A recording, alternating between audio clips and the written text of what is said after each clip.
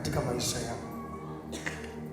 Itambue nguvu ya damu ya Yesu inayoweza kukupa badiliko la kiroho na kimwili katika maisha yako. Tuko kwenye kipengele cha kitakachokusaidia damu ya Yesu ikupe badiliko. Kitakachokusaidia damu ya Yesu ikupe badiliko la kiroho na kimwili katika maisha yako.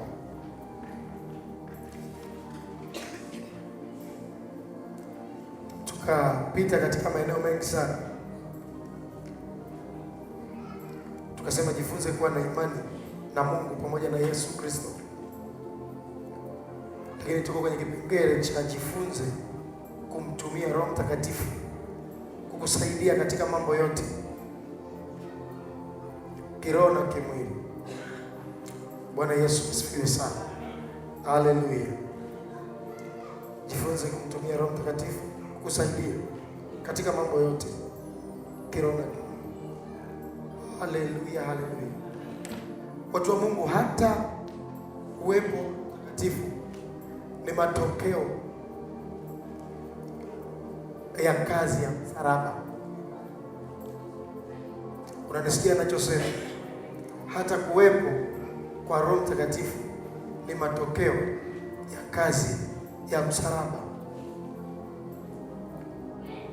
Haleluya. Bwana Yesu asifiwe. Yesu alifanya kazi ya msalabani ya kutukomboa, lakini akasema sitawaacha yatima. Maana usipokuwa na Roho Mtakatifu katika ulimwengu wa roho unaonekana wewe ni yatima. Yesu alisema sitawaacha yatima, tawaletea msaidizi ambaye ni Roho. Bwana Yesu asifiwe. Anasema sitawaacha yatima, nitawaletea msaidizi. Seti maiki vizuri, naona inaelea. Hiyo receiver inaelea, ichomeke vizuri. Bwana Yesu asifiwe sana.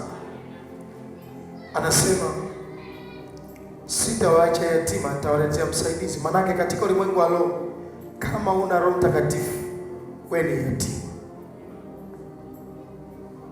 Unanisikia ninachosema? Yesu aliona huwezi kukaa peke yako, lazima uwe na msaidizi. Huwezi kufanikiwa mambo ya Mungu kayafanya vizuri, lazima uwe na msaidizi. Ili hata kama tunataka kuitumia damu ya Yesu vizuri, lazima tuwe na msaidizi. Sema amen. Ambaye atatusaidia. Kitabu cha Yohana 14 mstari wa 26. Kitabu cha Yohana 14:26 nadhani tulisoma na tutarudia kusoma ili tuelewe zaidi. 14:26.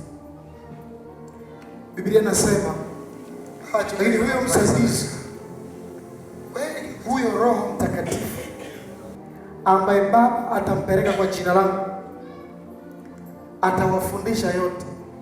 Kwa hiyo kazi moja wapo ya Roho Mtakatifu ni kukufundisha yote yanayokupasa. Bwana Yesu asifiwe. Lakini nasema na kuwakumbusha yote niliyowaambia. Haleluya. Bwana Yesu asifiwe. Unaona saa hii tupo kwenye semina na Mungu anaongea na wewe. Sema amen. Tupo kwenye semina na Mungu anaongea na wewe. Unaelewa mtu wa Mungu? Lakini mambo ambayo Roho Mtakatifu anaongea na wewe unaweza ukayasahau. Unanisikia? Ukiyasahau, anayepaswa kuja kukukumbusha au anayekusaidia wewe ukumbuke ni Roho Mtakatifu. Hello? Anaposema atawafundisha yote, atakufundisha kuitumia damu ya Yesu iliyomwagika msalabani inatumikaje. Bwana Yesu asifiwe.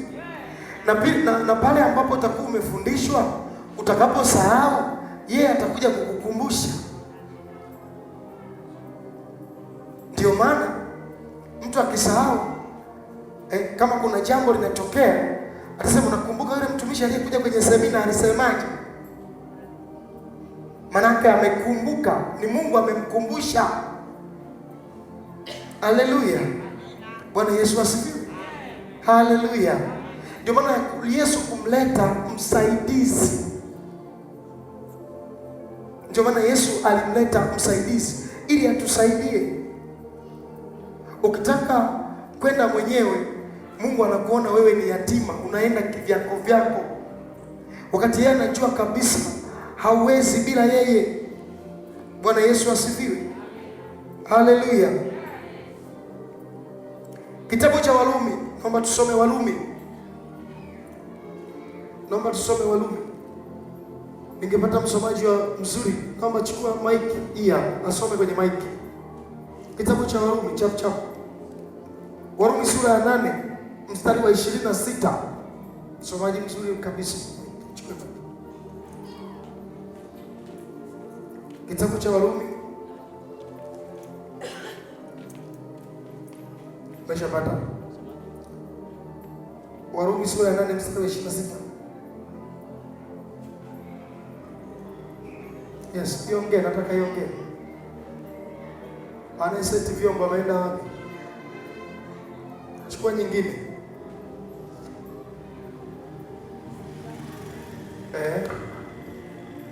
Amen. Yes. Nitasoma kama ilivyoandikwa. Ndio, Warumi 8:26. Ndio. Kadhalika Roho naye utusaidia udhaifu wetu. Biblia inasema kadhalika Roho naye utusaidia udhaifu wetu. Naomba usimame kidogo. Kama anasema kadhalika Roho naye utusaidia udhaifu wetu, watu wa Mungu lazima tukubali kwamba sisi ni dhaifu. Unanisikia ninachosema? Sisi ni nini? Ni dhaifu. Kulikuwa hakuna haja ya Mungu kumwagiza Roho Mtakatifu aje kutusaidia kama tunaweza kujisimamia. Ngoja nirudie kusema. Kulikuwa hakuna haja Yesu kumwomba Mungu atuletee Roho Mtakatifu kama tungekuwa tunaweza kujisimamia. Unajua unachokosea ni vile ambavyo unaamini sana katika uwezo wako, unaamini sana katika akili. Bwana Yesu asifiwe sana. Na Biblia inasema usizitumainie akili zako. Ukizitumainia akili zako lazima zikupotoshe. Unanisikia watu wa Mungu? Ndio maana yeye aliweka msaidizi wa kukusaidia. Kuna wakati unafika njia panda na uelewi. Suluhisho sio kukimbilia kuacha wokovu, ni kumwambia Roho Mtakatifu, niko hapa, nafanyeje sasa? Unanisikia ninachosema? Bwana Yesu asifiwe. Haleluya. Unasema ni kweli, nilijifunza kwamba damu ya Yesu inafanya kazi, lakini sasa sielewi naitumiaje. Roho Mtakatifu nisaidie. Kadhalika Roho naye utusaidia udhaifu. Kuna mahali wewe ni dhaifu. Sikiliza, sio suluhisho kukata tamaa kwenye jambo lolote. Watu ambao wanakata tamaa ovyo ovyo hawajawahi kufanikiwa. Nirudie kusema, watu wote ambao wanakata tamaa haraka hawajawahi kufanikiwa. Bwana Yesu asifiwe.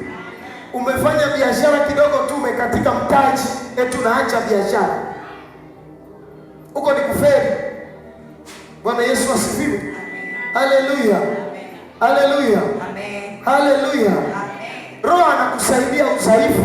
Unasema, Roho, kwa kweli mimi nimekuwa nikifanya biashara wakati mwingi na feli, nisaidie, nimejiona mimi ni dhaifu kwenye biashara. Ninapenda lakini ni dhaifu. Sielewi nifanyeje ili biashara yangu inipe matunda. Roho Mtakatifu anakuja kukusaidia. Bwana Yesu asifiwe. Haleluya. Sio kila mtu anasema siwezi.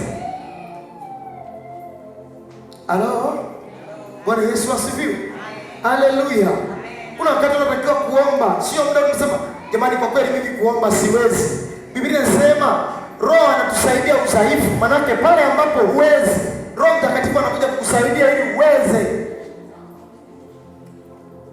Aise, mko mahali hapa? Mko hapa Amen. Maiki inasikika vizuri? Bwana Yesu asifiwe. Haleluya. Mwingine anasema siwezi kufunga. Huo ni udhaifu. Bwana Yesu asifiwe.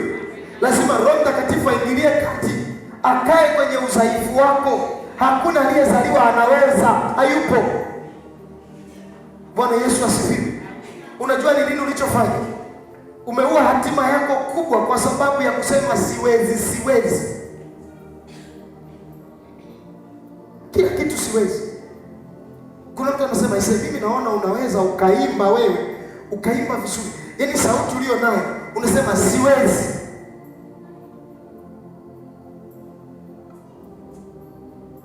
Mtu anasema naona unaweza kuhubiri, yaani kwa ulivyo unaweza kuhubiri, wewe unasema siwezi. Na umefika wakati umejitofautisha na watu wengine. Unasema watu wakubwa bwana, tumewaachia tu wao. Wakina nani hao? Wakubwa sisi, tutafika wapi sisi? Bwana Yesu asifiwe. Yaani ukubwa umeshawapa watu wengine kwamba ndio wanastahili kuwa wakubwa, sio wewe. Kwa sababu gani? Siwezi. Bwana Yesu asifiwe. Haleluya. Haleluya. Hivi unaelewa maana ya msaidizi? Msaidizi anasimama pale ambapo wewe huwezi. Bwana Yesu asifiwe. Haleluya. Haleluya. Mafundi ujenzi wako hapa. Mafundi ujenzi wako, nyosha mkono anayejenga. Mungu akubariki sana.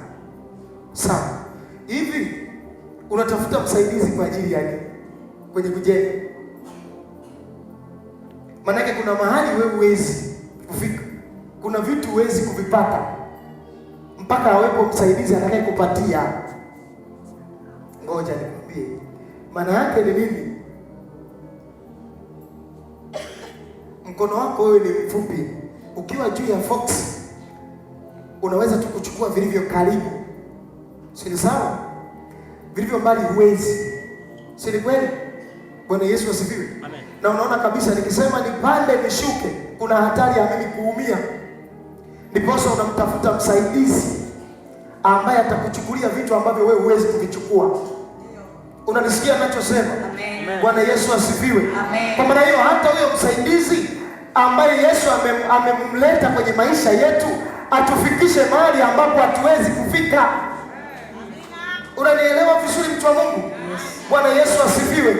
Yaani vile vitu ambavyo hauviwezi, yeye ndo akusaidie uviweze. Lakini unaona watu wamekuwa ni watu wakata tamaa. Akishasema siwezi, amekata tamaa. Kaacha. Hivi nafikiri kuna maisha yoyote mazuri, kuna utajiri wowote utaupata ukiwa mtu wa kukata tamaa? Bwana Yesu asifiwe. Haleluya. Haleluya. Yaani ukiwa na Roho Mtakatifu, wewe sio yatima. Utaki kuwa mpweke. Utaki kusema siwezi. Mnanisikia? Bwana Yesu asifiwe. Unasema amka usiku kuomba, unasema siwezi. Wewe mwambie Roho Mtakatifu niamshe. Halo? Bwana Yesu asifiwe. Kuna maajabu hapo utayaona. Anza leo. Kitu ambacho huwezi, mwambie Roho Mtakatifu nisaidie nikiweze. Bwana Yesu asifiwe. Tuko pamoja watu wa Mungu. Unamwelewa Mungu vizuri. Yaani ukiwa na Roho Mtakatifu hakuna jambo gumu. Kwa sababu yeye kwanza anakufundisha. Akiwa ndani yako yeye atakwambia jambo gani zuri, jambo gani baya. Kitu gani ufanye utafanikiwa, kitu gani usifanye. Ila tumemwacha mbali. Bwana Yesu asifiwe. Haleluya. Haleluya. Kadhalika Roho naye utusaidia udhaifu wetu. Endelea. Amen. Kwa maana hatujui kuomba jinsi tupasavyo. Anasema kwa maana hatujui kuomba jinsi tupasavyo. Unaona? Kwanza kabisa anasema kwenye kuomba tu. Kuomba. Yaani kikawaida mbinguni wanafahamu kwamba wewe kuomba hujui kuomba ipasavyo. Bwana Yesu asifiwe. Haleluya. Haleluya. Nenda kitabu cha Yakobo kabla hujaenda mbali. Nenda kitabu cha Yakobo. Yakobo sura ya 4 mstari wa 3.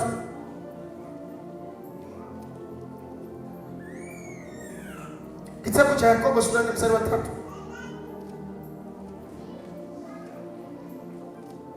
Amen. Nitasoma kama ilivyoandikwa. Kama ilivyoandikwa.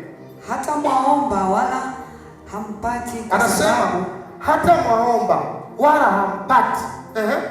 Kwa sababu mwaomba vibaya. Kwa sababu mwaomba vibaya. Subiri hapo mwanangu. Haleluya. Bwana Yesu asifiwe. Hampati kwa sababu mnaomba vibaya. Kuna kuomba vibaya kunapoweza kukasababisha usipate majibu. Sasa ukirudi pale nyuma sasa, anasema kadhalika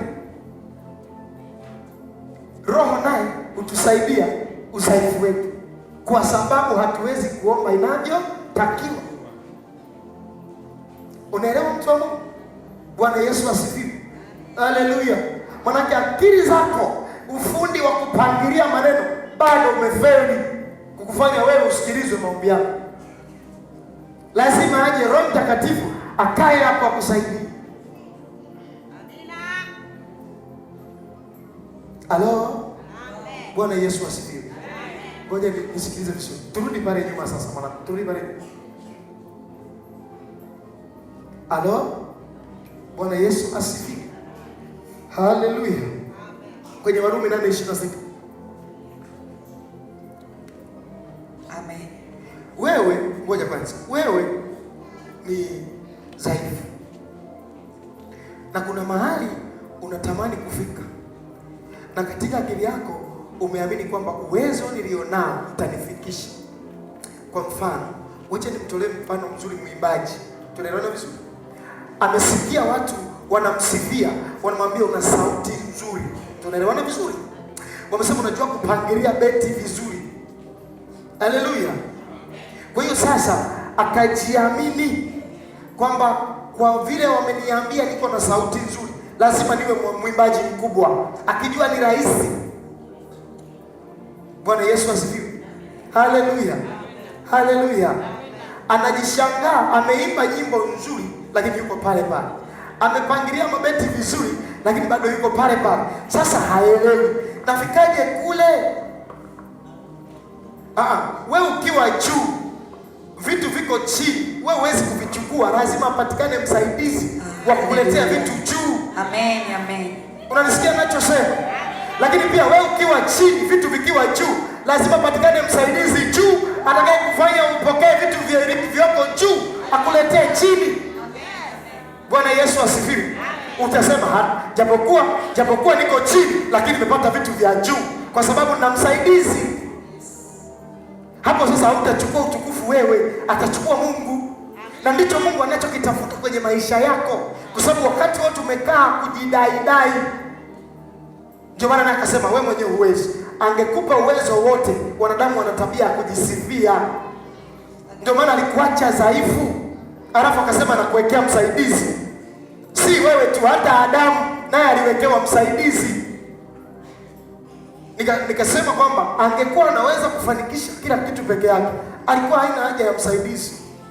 Ila Mungu aliona nimemtengeneza katika udhaifu, lazima wawe pea. Unanisikia? Amen. Unamuelewa Mungu? Amen. Bwana Yesu asifiwe. Sasa hayupo mtu atakaye kufanya wewe ufike pale juu, ila ni Roho Mtakatifu ambaye ni msaidizi wako. Atatafuta mtu aliye juu, atakufuata chini, atakupeleka juu. Bwana Yesu asifiwe. Haleluya. Amen. Utashangaa mtu anatokea tu anasema najisikia nikusupport, najisikia nikusupport. Sikia ameenda kukamata mtu, anasema huyu mtu anatakiwa afike pale mpeleke. Amina. Halo. Bwana Yesu asifiwe. Amen. Haleluya. Amen. Wewe unataka kuwa tajiri, lakini uelewi utajiri mpaka leo, uelewi unapatikanaje. Bwana Yesu asifiwe. Haleluya. Na umeamini katika kufanya biashara. Tafanya biashara kwa bidii sana niwe tajiri. Aisee, wanaofanya biashara kwa bidii, kuna watu wanafanya mpaka unaweza ukasema Mungu, kwa nini uwabariki? Unaweza ukawaonea huruma. Unanielewa ninachosema? Bwana Yesu asifiwe. Haleluya. Lakini ukweli ni kwamba wamekosa msaidizi wa kuwasaidia wao kuwa matajiri.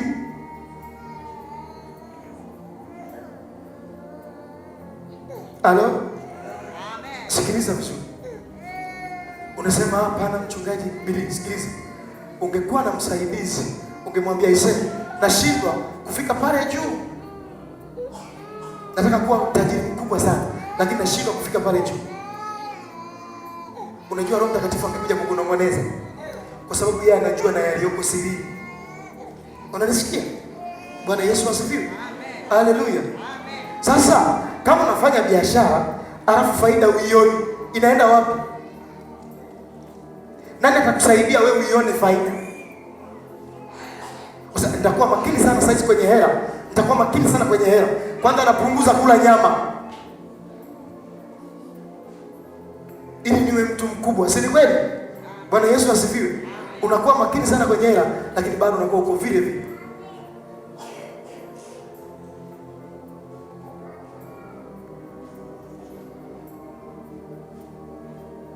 Haleluya. Maono makubwa ambayo umewahi kupata ya kufanya biashara ni kuuza mchicha. Samahani kama kuna mtu anauza mchicha, usinisikie vibaya. Bwana Yesu asifiwe. Maono makubwa. Unajua mimi sina dharau, lakini Roho Mtakatifu anisaidie. Bwana Yesu asifiwe. Mchicha fungu moja shilingi ngapi? Huku kwenu 500. Sisi kwetu 200. Haleluya. Bwana Yesu asifiwe. Yaani ili nipate 100,000 inatakiwa niuze mafungu mangapi?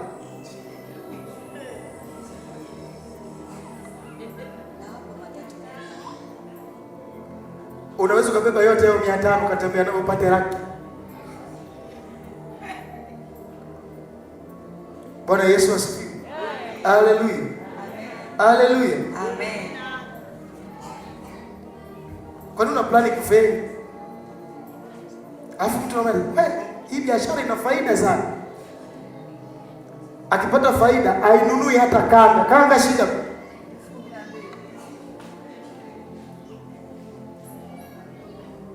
Alafu umerogewa hapo hapo, wamekulogea hapo hapo. Ndio unaiona biashara kuliko zingine zote. Bwana Yesu asifiwe.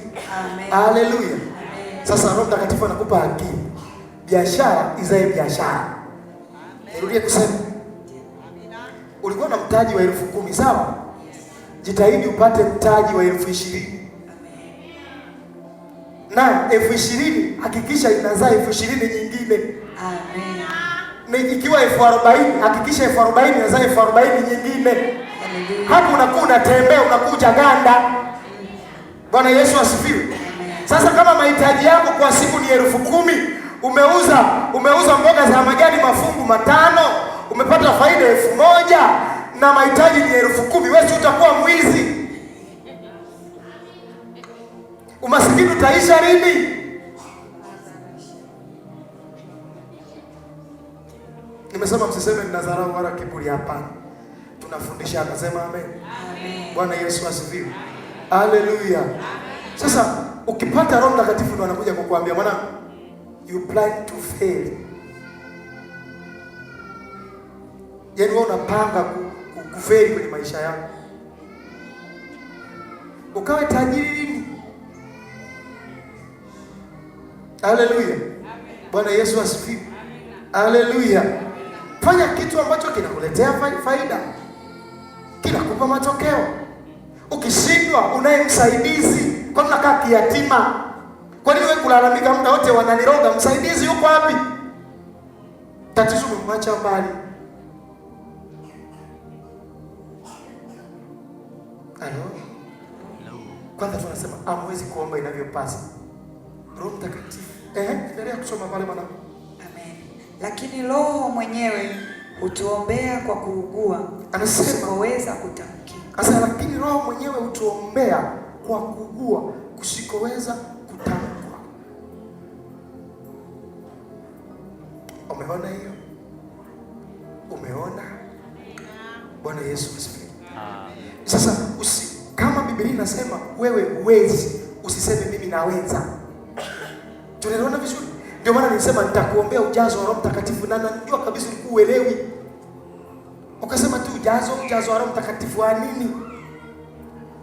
Bwana Yesu asifiwe. Na nisikwambie ukweli, Roho Mtakatifu akiwa ndani yako, akijaa vizuri, Ndio wale saa nyingine mnaanza kujiita.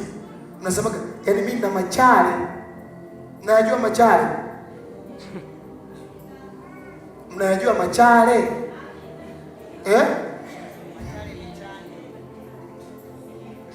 Bwana Yesu asifiwe. Nani ana machale? Haleluya. Bwana Yesu asifiwe. Mnajua machale? Kitu kingine mwe mnajifunza. Chale ikiwa moja, zikiwa nyingi, machale.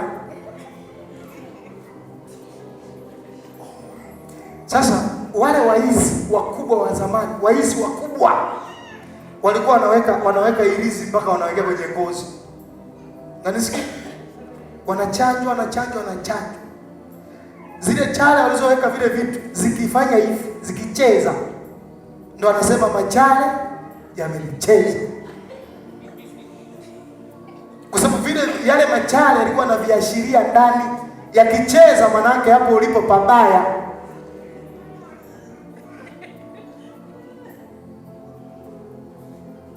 Wangapi wana machale?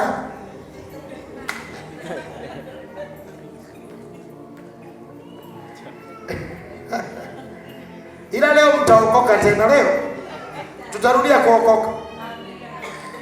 Bwana Yesu asifiwe. Haleluya. Sasa umeelewa machale? Wewe si unayakuza tu maneno. Unayatumia. Ukikosa na kitu unasema yaani pale machale yalinicheza.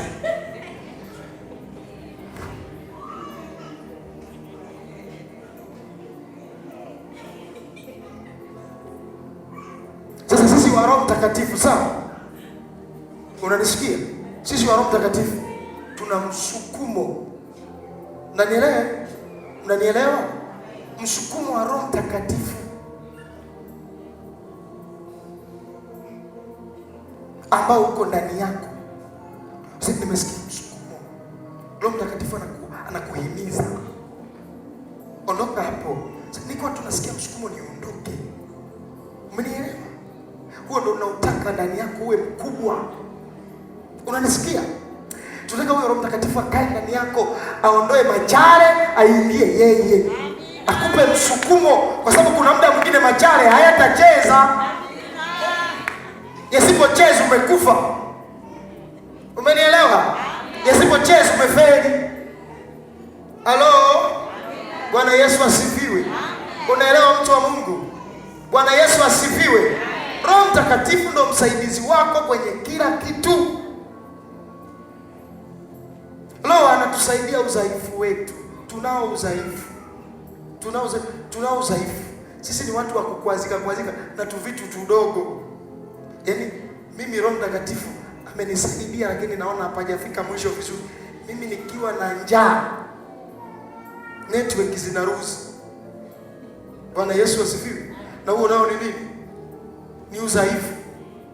Kwa hiyo hasira zangu zote zinaishia kwa mama watoto kumuhimiza asonge ugali. Kidogo tu bado.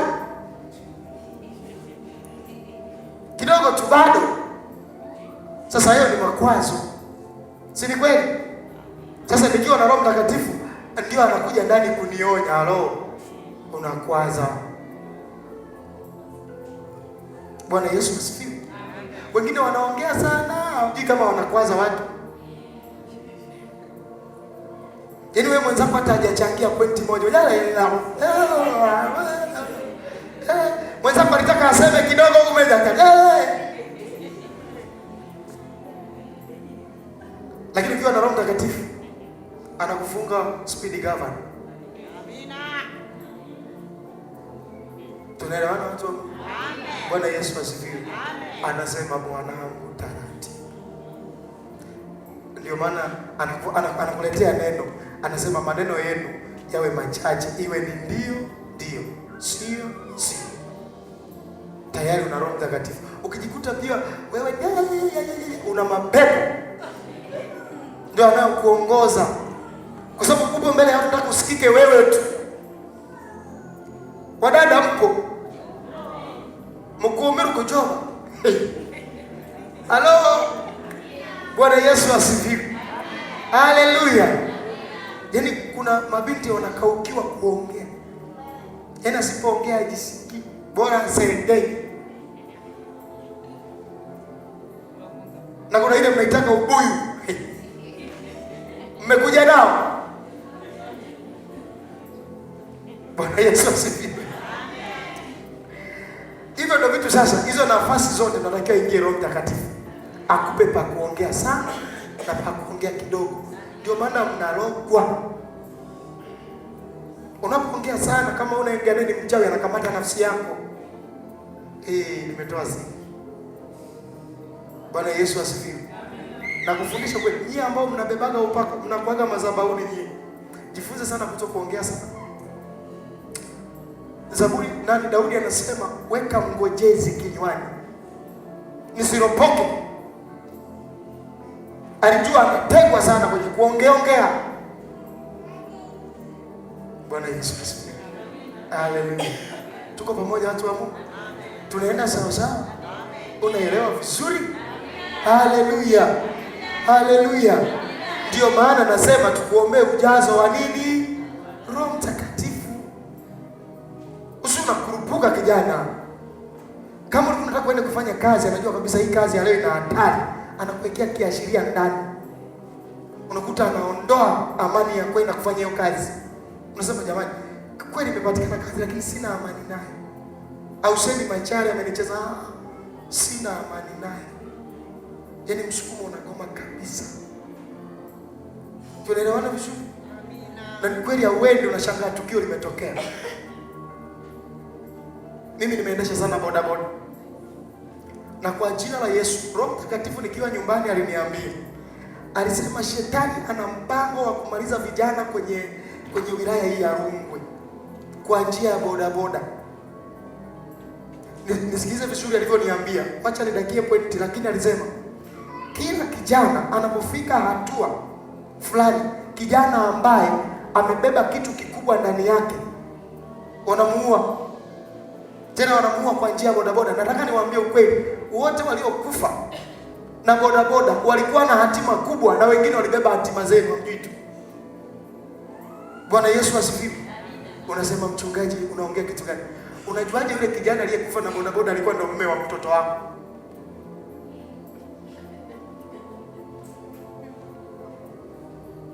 Alafu mtoto wako akikua ole, kumbe ni mjane mtoto.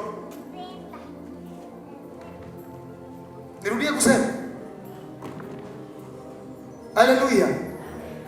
Hao walibeba hatima za miji. Baadaye walikuwa watu wakubwa. Hata kama unaona wewe walikuwa ni wavuta bangi, kuna mtu amezaliwa ni mvuta bangi. Bangi si shetani ndo anawapa watu wavute, kuwavurugia maisha yao. Wewe kuna mtu amezaliwa anajua kunywa pombe? Si ni shetani kaja kuingiza tu, amekuwa mlevi. Ndio maana unapokaa na watu wao usiwanyanyapae, kwa sababu wewe unajua baadaye yako utakuwa wapi. Na Yesu umemkataa. Yaani ukijua tu wokovu umekataa, usimdharau yule ambaye yuko kwenye shida. Kwa sababu unaweza kushangaa baada ya yeye ni wewe. Tukaanza unamkumbuka fulani amekuwa chizi.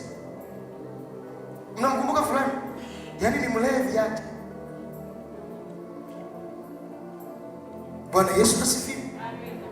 Ili mtu unajua tu umekataa wokovu, ujue uko kwenye danger zone. Unanisikia? Ili ukataa tu wokovu, uko kwenye hatari. Dakika yoyote mchawi wako anafanya chochote. Bwana Yesu asifiwe. Haleluya. Haleluya. Ndio maana tunataka Roho Mtakatifu ajae kwa wingi ndani yako, ajae kwa wingi, akusaidie kila mahali. Tunaelewana vizuri? Haleluya. Yaani mtu ambaye ana Roho Mtakatifu kuwa mtu mkubwa ni dakika chache. Nakwambia ni chache.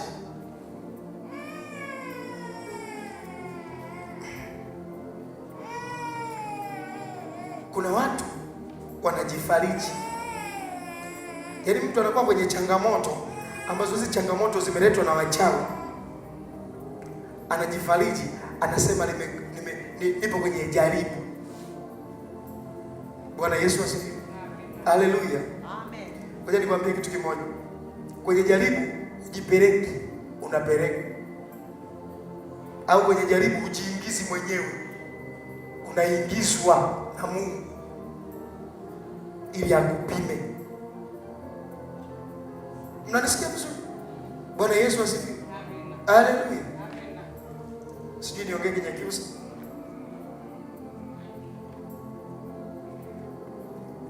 Jaribu lisilokuwa na mlango wa kutokea, hilo sio jaribu, hicho ngero. Biblia inasema kila jaribu linalokuja kwenye maisha yako lina mlango, na Mungu hawezi kukupa jaribu lilo zaidi ya uwezo wako. Tunaelewana vizuri? Bwana Yesu asifiwe. Haleluya. Sasa ile changamoto ulionayo wewe, umesema ni jaribu. Nani amekwambia ni jaribu?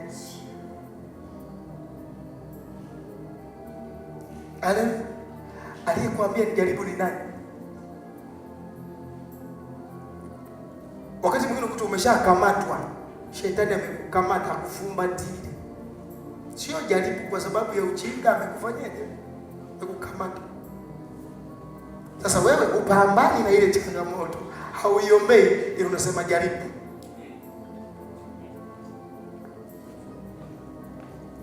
Jaribu lyangu wewe nine kiara mbele.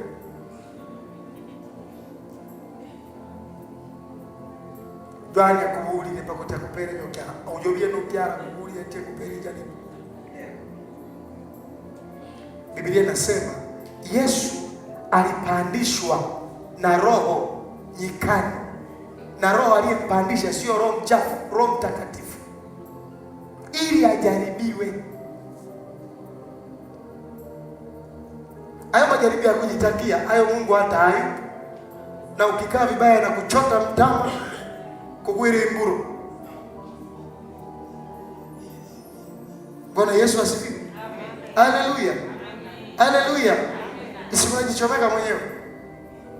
Sasa unajaribiwa na nani? Ndio maana Yakobo anasema mtu akiwa kwenye jaribu aseme najaribiwa. Mungu hamjaribuki mtu. Ili unavutwa na tamaa zako ndio zinazokujaribu. Halo. Bwana Yesu asifiwe. Haleluya. Haleluya. Yaani wewe unatamaa na vyakula. Ulisema unatamaa na nyama. Ndio maana wakikupa upige sasa, mkuongera na nyama sio simutile beje one. Umesema nipige nyama, mimi nani jaribu?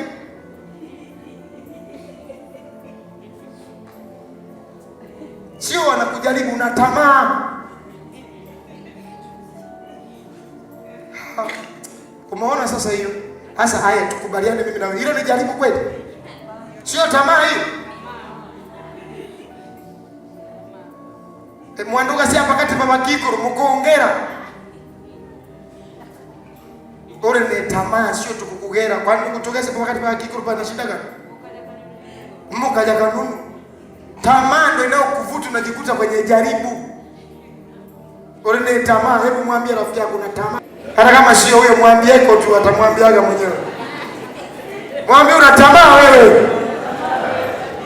Sasa utaendeleaje hivi? Bwana Yesu asifiwe. Haleluya. Ilifika kule kwetu bwana, nimeshangazwa na jambo moja la ajabu sana. Kwa mama wanagombaniana nyama msibani. Doli pana anyomwikero. Umbiri kwa asirirana. Na atiro mkasi wangu nise kupeleke. Nije nikuone. Unagombaniana nyama msibani na watu. Nisikie waseme mke wako alikuwepo. Utakumbuka siku ile Yesu alipoingia hekaluni, alikuta watu wanafanya biashara mahali pa hekalu la Bwana. Aliwafanya nini? Utaenda kusoma historia hii. Bwana Yesu asifiwe. Haleluya. Ngote mnasema kupiga mke ni kosa. Utaenda kusoma huo msitani.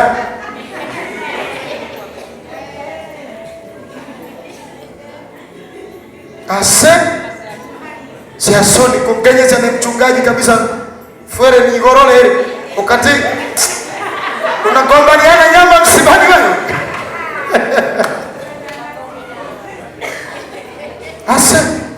Wewe.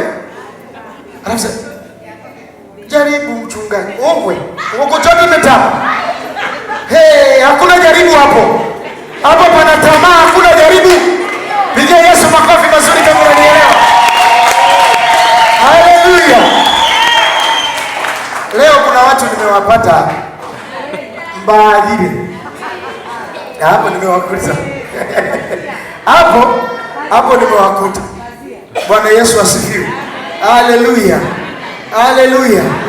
Wewe una tamaa, haujaribiwi. Ndio maana sema, yaani wewe umekaa kwenye tamaa ndio unasema ni majaribu. Sio majaribu hayo. Majaribu hayo ndio maana kwenye jaribu unapelekwa. Mungu anaruhusu. Sasa yeye unajipeleka na tamaa zako unasema, jaribu. Bwana Yesu asifiwe. Haleluya. Sasa kama ndio hivyo, wewe hatuwezi kufanya kitu na wewe chochote. Si ndio maana? Wakikupa uuze duka, umeuza pesa zimekuwa nyingi, unaanza kusema unaona hela hizi wananiweka kwenye majaribu. Ndugu yangu, sasa tutafanya nawe kazi ipi sasa? Maana kwako kila kitu kizuri kimekuwa kwenye jaribu. Bwana Yesu asifiwe. Unajaribiwa na njaa yako. Ole ufweje wewe kukuhera. Bwana Yesu asifiwe. Haleluya. Umasikini ndio unakupima. Hello? Asa umegundua majaribu sio? Haleluya. Haleluya. Ndio maana sema tunatakiwa ina Roho Mtakatifu ajae sana. Unanielewa? Ndio anakuwa anakuongoza, anakuwekea speed governor, anakupunguza mwendo, anapunguza haraka. Kuna mahali pengine watu walikuona mtu wa heshima, lakini walivyoona unaongea sana wakakushusha heshima. Unanisikia mtu wa Mungu? Lakini Roho Mtakatifu angekaa ndani angesema mwanangu, cool down. Cool down. Sina haraka. Hapa nilivyokuheshimisha siku kama wewe unavyoona. Bwana Yesu asifiwe. Haleluya. Haleluya. Juzi niwapa muujiza niliyopata. Kati ya wachungaji 7 wao walichaguliwa na wazungu waende kula kunywa chai na wazungu, na mimi nilikuwa nilienda kutoa ushuhuda kanisani. Bwana Yesu asifiwe. Kwamba wanatia wachungaji 7, wazungu wakasema tunaomba mtutafutie wachungaji 7 mnao waamini. Wakawapa maaskofu fulani bwana. Wana wachungaji wao, lakini walichagua na mimi. Unanisikia nachosema? Bwana Yesu asifiwe. Nangai mkomeru Yesu makofi roli. Ungempigia Yesu makofi mazuri. Hata kama una wivu. Haleluya. Hata kama una wivu ungempigia Yesu makofi. Bona zani kule Songwe kwao kuna wachungaji wangapi? Wachungaji wako kule wana majina makubwa. Vitambi viko hapo. Akiwa anatoa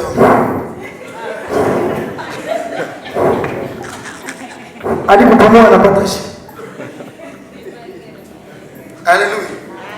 Lakini baada yenyewe ile kuna ione. Tunaelewana vizuri? Hiyo neema ilipiti yako. Alafu nilipofika pesa, mngemwacha huyo mchungaji tusingewaelewa. Wanasema wangeniacha mimi. Wasingewaelewa. Nikasema tena mimi mwenyewe. Tulikuwa tunahangaika tupate namba yako ya simu. Nikasema asante Yesu. Yesu asifiwe. Nikasema kumbe mimi naonekana. Naona na mimi naonekana. Hapo ndio beti itakuwa. Halo. Bwana Yesu asifiwe. Haleluya. Amen. Haleluya. Amen. Haleluya. Amen. Nikasema kumbe hata mimi naonekana.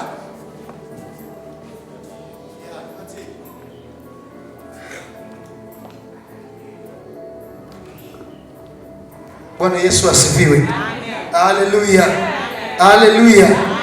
Nikafika pale sasa. Nipe sauti sasa, hii maiki nipe sauti. Naenda niko kwenye mfungo. Bwana Yesu asifiwe. Niko kwenye mfungo. Na tunaenda asubuhi, wamekuja kuniita. Inatosha hapo? Inatosha. Tukanye chai. Nimeenda niko na mfungo wangu, wamenipokea pale, nimekaa. Wazungu pale wanaongea Kiingereza, kuna mtu anatafsiri, sisi tunasikiliza. Bwana Yesu asifiwe. Amen. Watu wa Mungu, hata elimu na yenyewe haijawahi kuwa hasara. Yaani elimu haijawahi kuwa hasara hata siku moja. Tengenezeni vizuri maiki, watu wa Mungu. Elimu haijawahi kuwa hasara. Biblia inasema mshike sana elimu.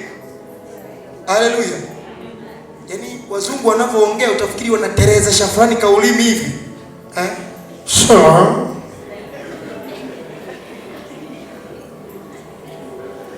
Alafu yule anatafsiri, anasema asante.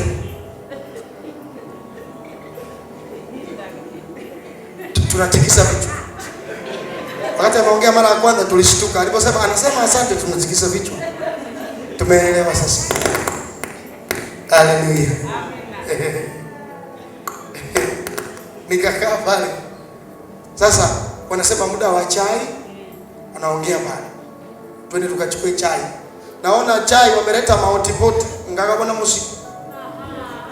Ni mazuri yanameremeta, maana walitupeleka lodge. Kuna lodge, tulienda lodge. Lodge mnajua Kiswahili? Mnaelewa? Musomere mu lodge. Bwana Yesu asifiwe. Haleluya. Ya kisasa. Mle soda moja anauza 2000 ya kopo. Msie mkaenda na nyie mahali wanasema lodge, muende na 200. Useme soda wanauza sawa na huku nje, shauri yako. Soda moja ni 2000 ya kopo. Wakaleta pale na vyakula vingi vizuri, multipoti ya kila rangi. Nikasema chai ni ya kwetu, si wenyewe tuko Sabato.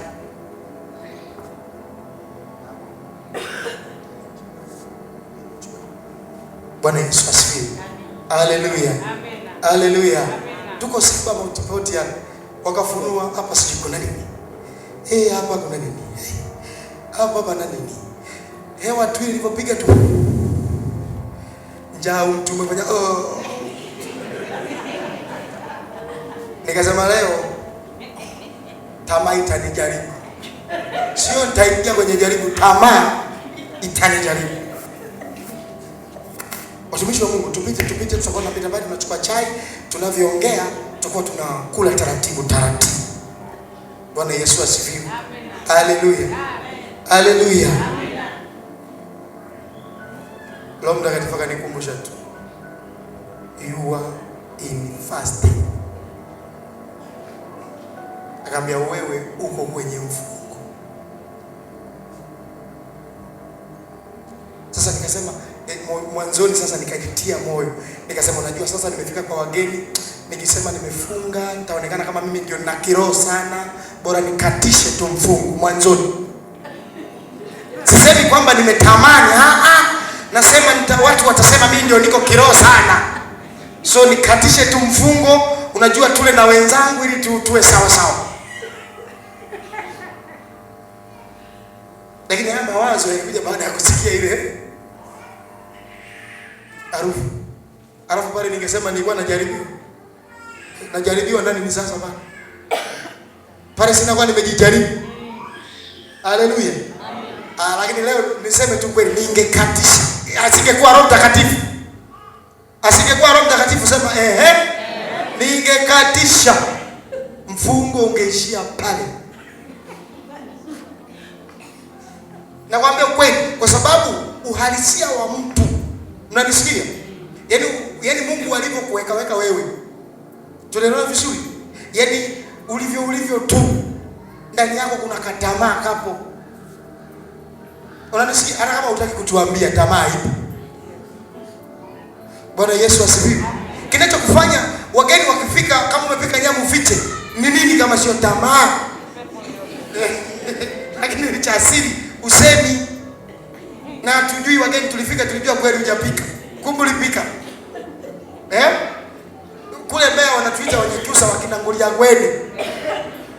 Unajua hili jina la Ngulyagwene lilitokana na nini? Bwana Yesu asifiwe. Kule nilisema hivi, hili jina la Ngulyagwene mlikuta, wanasema nyewe Wanyakyusa mna tabia ya kuchota wali, nyama chini mnazifunikia na wali. Bwana Yesu asifiwe. Ili mtu akija sasa akaponga kazi ile kaka jopo kiruka na bukie koko. Na tero mwapije. Ndio akasiye kana chokope kale kene. Bwana Yesu, kumkatisha tamaa yule ambaye unataka kumkaribisha ili asije akakubali. Halafu nasema hiyo sio dhambi. Ushinde kwa jina la Yesu. Tena uongozo sana ya toba. Sema amen. Sema haleluya. Lazima ujikubali kwamba Mungu, mimi ni dhaifu. Nahitaji Roho wako anisaidie. Siwezi kufika mbali bila msaidizi. Bwana Yesu asifiwe. Haleluya. Siwezi kufika mbali bila msaidizi. Sijui wengine wamefikaje huko, lakini Roho Mtakatifu yeye alishafika mbali. Anaweza akanisaidia na mimi nifike mbali. Watu wa Mungu, sikiliza. Vitu vingi sana viko sirini. Na Roho Mtakatifu ndo anayeona sirini. Unanielewa? Ukienda kumwambia Roho Mtakatifu nisaidie, nijulishe. Ngoja. Roho Mtakatifu ndo ambaye anakujaga saa nyingine kukurushia tu ndoto. Unakuta umeomba sana. Roho Mtakatifu anakurushia kandoto. Anasema bwana, hii unayoomba changamoto yake iko hapa. Lakini sasa uelewi. Bwana Yesu asifiwe. Haleluya. Haleluya. Haleluya. Uelewi kwa sababu naye yuko mbali na wewe. Kwa sababu akikuletea ndoto sasa wewe hujaelewa unafanyaje? Unanyamaza, unakaa kipi? Roho Mtakatifu angekusaidia namna ya kuiombea. Nakwambia mwanangu, hii ni ndoto kweli, lakini iombee hivi. Unasema jamani, niliota ndoto fulani, lakini nikaa nasikia msukumo niombee kitu fulani. Unaelewa sasa? Mko hapa watu wa Mungu? Bwana Yesu asifiwe. Ukiwa na Roho Mtakatifu hamna kufeli. Kama ni mahali wanaloga, anakuonyesha kabisa wanaokuloga ni hawa. Halo? Unakwama mahali, anakuonyesha kabisa wanaokukwamisha ni hawa.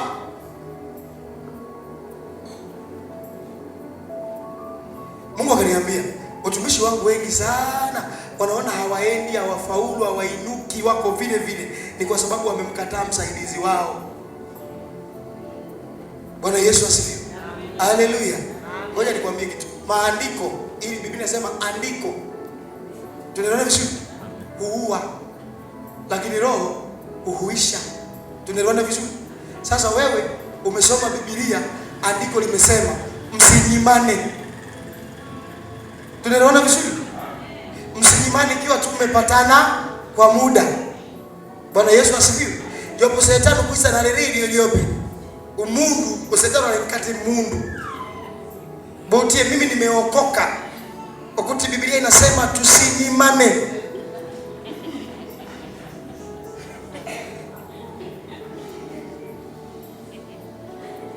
Sasa na Roho Mtakatifu huna. Utanyima kweli? Utanyima? Roho Mtakatifu huna.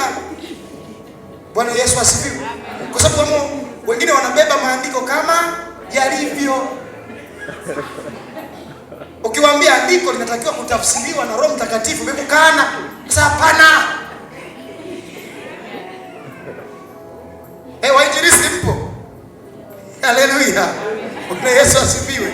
Haleluya. Wanalinyoosha kama lilivyo. Hawajui kwamba linahitaji ufafanuzi wa Roho Mtakatifu.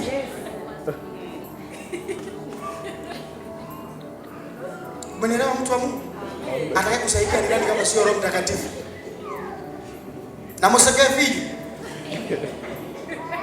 Chekeni. Mnafikiri ni mazuri? Halo. Bwana Yesu asifiwe. Ndio maana nasema mwero ni isambi jijindolile hichi. Imenishinda, hii dhambi imenishinda kwa kweli. Yaani mimi ndio imenishinda. Hii dhambi inashindwaje kukushinda? Hauna msaidizi anayekusaidia ushinde. Alafu tukisema tunataka tukuombee Roho Mtakatifu, fungua moyo wako upokee ujazo wa Roho Mtakatifu. Wengine wananuna ndio nini?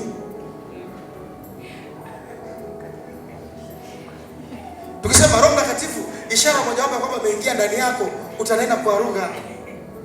Ukuti bandi leko na ni Kiingereza vyao. Bwana Yesu asifiwe. Haleluya. Amen. Yaani ukikataa Roho Mtakatifu, wokovu ni mgumu. Kwa sababu Roho Mtakatifu ndio yule ambaye wakati ule umeumizwa sana, yeye ndio atakusogelea. Atasema mwanangu, samehe. Mungu anakuandalia kitu kizuri kupitia hii shida. Vumilia. Yeye ndio mfariji atakayekuja kuganga moyo wako. Anakuja kufuta machozi, utakuwa sio mtu wa kulialia. Kuna mtu anapita kwenye changamoto lakini ananenepa. Bwana Yesu asifiwe. Haleluya. Haleluya. Kinachofanya mtu akonde ni yale maumivu yaliyoko ndani ya moyo, ndio yanamteketeza, yanampunguza. Na kwa sababu ndani yake hakuna Roho Mtakatifu, kuna roho mtakafujo ambaye muda wote anakuja kumkumbusha kidonda kile lile tukio lililotokea, anazidi kumhubiria mara mbili masikioni. Anasema yani wewe ndio unafanyiwa hivi, wewe ngolori kubwa bakubonile wewe. Bakubonile kwa wewe ukikumbuka unakuta ghafla tu umepiga ngoro ghafla. Sasa huyu mtu analia nini? Nishukire vile mkamu wangu mwenu nishukire. Bwana Yesu asifiwe. Haleluya. Usikie mkamu wako amukire. Tunaelewana vizuri? Sasa akuchukua kalenga na utalia mara ngapi? So unaendelea kuishi kukonda kwa sababu shetani bado anakuhubiria kwenye masikio yako. Umebaki peke yako sasa. Unaona? Unaona sasa? Hauna tegemeo tena wewe. Bwana Yesu asifiwe. Alafu anayekuja kukusemesha ni shetani. Tatizo sauti tu ya shetani hamuijui. Shetani ndo anayekuja kukuambia chukua kidogo. Kwani ataona? Unasema kare nene. Jiji ya kare nene ina maana shetani yuko pale katikati saa hiyo. Anakuambia chukua. Sasa wewe ile hofu kwamba atanikamata. Sasa chukua wewe. Ndio sijui nichukue. Bwana Yesu asifiwe. Haleluya. Ndio wakina staki nataka. Haleluya. Haleluya. Ila mimi nimeokoka. Asema wewe wengi waliookoka ndio wako hivyo na wenyewe mbona wanafanya? Mbona na waliookoka wanafanya bwana? Lakini mimi nimeokoka. Baada umesahau ya nimeokoka ulisema saa ngapi? Tayari umeharibikiwa. Bwana Yesu asifiwe. Lakini Roho Mtakatifu angekwambia mwanangu, hapana, ungesikia hasira ya Mungu ndani yako, ungeshituka, ungekimbia.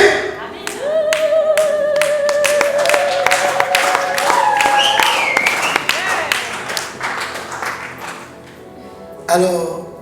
Bwana Yesu asifiwe. Ndio kazi ya Roho Mtakatifu, anakusaidia usipoweza. Tunaelewana vizuri? Usiseme mimi siwezi, mimi naweza. Sijui mimi kitu kimenishinda, hakija kushinda. Wewe ndio umetaka kikushinde. Bwana Yesu asifiwe. Haleluya. Wewe ndio umetaka kikushinde, ila haujashindwa. Wewe ndio umetaka usiweze, ila unaweza. Sasa wewe mwenyewe changanya na Roho Mtakatifu, mnashindwa. Sasa kama wewe hicho kitu kimekushinda, na walioshinda wameshindaje? Bwana Yesu asifiwe. Biblia inasema kule mbinguni kuna hukumu, watakatifu watahukumu mataifa. Na nisikia anachosema, ile dhambi ambayo wewe ulisema mimi imenipeleka jehanamu, nimeshindwa, siku ya hukumu Mungu atakuletea aliyeshinda. Unanisikia anachosema? Bwana Yesu asifiwe. Wewe ulishinda uzinzi, kuna mtu alishinda, atakuletea, atasema mbona huyu alishinda? Unasema mimi nilishindwa kabisa. Hapana, hapana. Muone mwenzio huyu hapo. Watu siwezi kufunga na vidonda vya tumbo. Kuna watu watakuja waliokuwa wanafunga wakiwa na vidonda vya tumbo. Sasa sisi tulifunga na tulikuwa na vidonda vya tumbo, baadaye tukashangaa Mungu ametuponya. Bwana Yesu asifiwe. Haleluya. Haleluya. Kule mbinguni hatutoi hesabu ya mtu, utatoa ya kwako. Halo. Bwana Yesu asifiwe. Haleluya. Anasema mimi nilikuwa siwezi kuomba, ndio maana nilikuwa nashindwa. Tunasema hapana, mimi sikutaka wewe uombe, maombi yako kwangu yalikuwa hayana faida, ila nilitaka kumuite msaidizi akusaidie kuomba. Sasa ulikuwa unafeli, ulipenda kwa sababu ulikuwa unaomba, unajifanya una maarifa ya kupangilia maneno. Alafu wale wanaonena kwa lugha mlisema hamuelewi, wana mapepo. Bwana Yesu asifiwe. Haleluya. Haleluya. Nataka unene kwa lugha. Mimi binafsi, mimi natamani unene kwa lugha. Natamani unene hiyo lugha ambayo ieleweki, ndio naitaka itoke kwenye kinywa chako. Bwana Yesu asifiwe. Ile tu ndio inampiga chenga shetani, anapigwa bila hesabu. Unanisikia? Yaani hawaelewaki, yanakuta tu ghafla moto umeshuka. Wanataka wazuie moto, wanashangaa ghafla fimbo. Roho Mtakatifu aje kufunulie siku moja wanavyochapa. Bwana Yesu asifiwe. Ndio maana wale nawashauri sana, hata wachawi wana bosi mpumbavu sana. Unamjua bosi wa wachawi? Bosi wao unamjua? Ndio shetani mpumbavu kweli. Bosi gani umeenda mahali umepigwa, anakuambia rudi tena, umeshindwaje?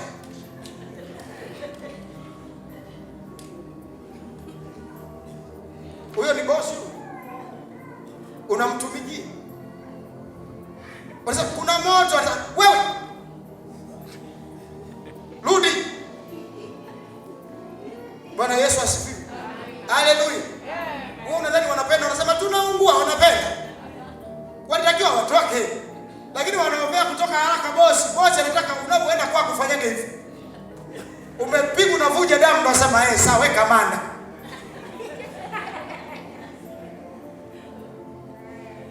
Alafu unamtumikia. Kama una urafiki na mchawi, kamuulize na kwambia. Unanisikia ninachosema? Kama una urafiki na mchawi, nenda kamuulize. Bwana Yesu asifiwe. Atakwambia sisi tunapata shida. Tunashinda tu, tutatokaje? Bwana Yesu asifiwe. Haleluya. Akija kwenye kanisa, akiingia vibaya, tunaona vizuri, akakutana na moto, ili awe salama, inatakiwa kale mavi.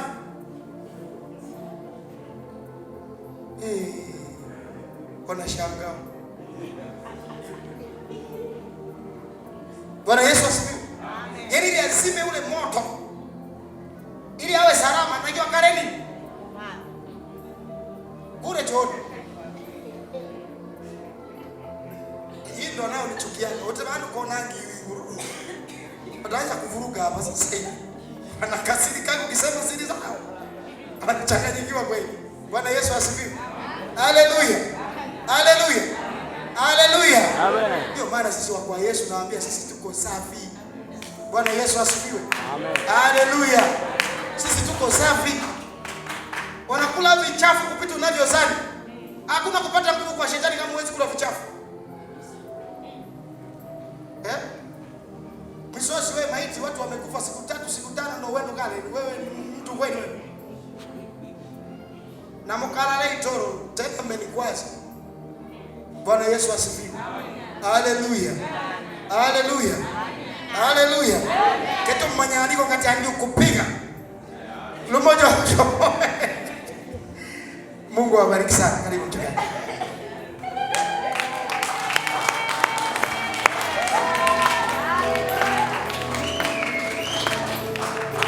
Amen. Bwana asifiwe sana. Hivi ndio semina inaendelea kuisha.